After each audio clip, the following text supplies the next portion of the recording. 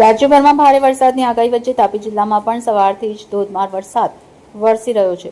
સતત વરસાદને કારણે જિલ્લાના અનેક વિસ્તારોમાં જનજીવન પ્રભાવિત બન્યું છે. મળતી માહિતી મુજબ તાપી જિલ્લાના અંદાજે 72 જેટલા રસ્તાઓ બંધ રહ્યા છે.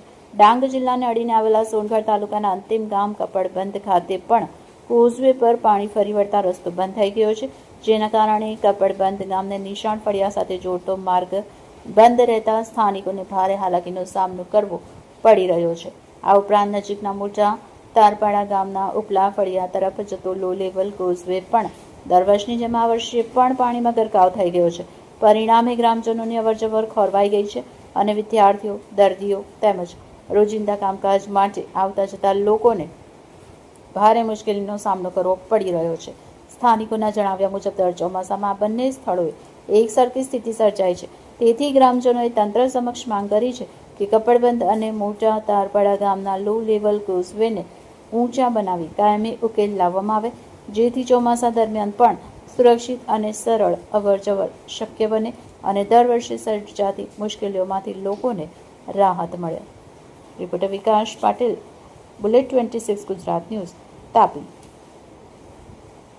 મિત્રો, આપણે આવી પહોંચ્યા છે સોનગઢ તાલુકાનું છેવટનું ગામ જે કપડવંજ જે ગામ છે તેની અંદર આપ જોઈ શકો છો કે જે હમણાં જે આ તાલુકાની અંદર જે જોરદાર જે વરસાદ પડી રહ્યો હતો એની અંદર જે આ રસ્તો છે તે રસ્તો હાલ બંધ થઈ ચૂક્યો છે.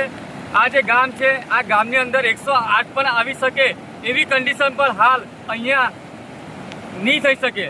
આ ગામની જે સમસ્યા છે ઘણીવાર આ ગામના લોકોએ પણ ઘણીવાર તંત્રને સૂચન પણ કર્યું છે કે આ ગામનો જે પુલ છે એ પુલને ઊંચો જો કહી શકે તો આ ગામની જો તમે પુલ ઉપર કહી શકો તો આ જે પાણી છે એ જે પાણી છે તે સીધું નીકળી શકે છે. હાલ આપણે ગામના લોકોને સંપર્ક પણ કરીશું, પણ કહેવાય છે ને કે લોકો જે છે તે પોતાના ઘરમાં છે. કહેવાય છે કે જે તંત્ર છે તંત્રએ સૂચના આપી છે કે તમારું જે જરૂરી હોય તો ઘરમાં રહો, જો કામ વગર બહાર નીકળશો નહીં. હું વિકાસ પાટીલ, બુલેટ 26, તાપી. આપનું નામ? રમણભાઈ. ગામ? કપડવંજ. શું કહેશો આ પુલિયા વિશે? આ પુલિયું મોટું થવું જોઈએ અને બહુ તકલીફ પડતી છે. કઈ કઈ બાબતોમાં તકલીફ પડે? હા, તો ઘર ચાલવા જવાનું બી તકલીફ પડે, ખેતર જવાનું બી તકલીફ પડે અને છોકરાને ભણવા જવાનું બી તકલીફ પડે. આ બાજુની સાથે પેલા ભણવાનું બધી તકલીફ પડતી છે. આ બાજુમાં જે નદી જાય છે કઈ નદી કહેવાય? આ ગીરા નદી. ગીરા નદી. અત્યારે આટલું બધું પાણી છે ત્યારે તમને લોકોને ડર લાગે અહીંયા? ડર તો લાગે પણ કઈ નહીં. આ તો અમે સરકારને શું કહેવા માંગો? સરકારને અમે કઈ નહીં, એટલું વિશ્વાસ છે કે પુલ મોટો બનાવી દે તો અમને તકલીફ નહીં પડે. જી કાકા, આભાર.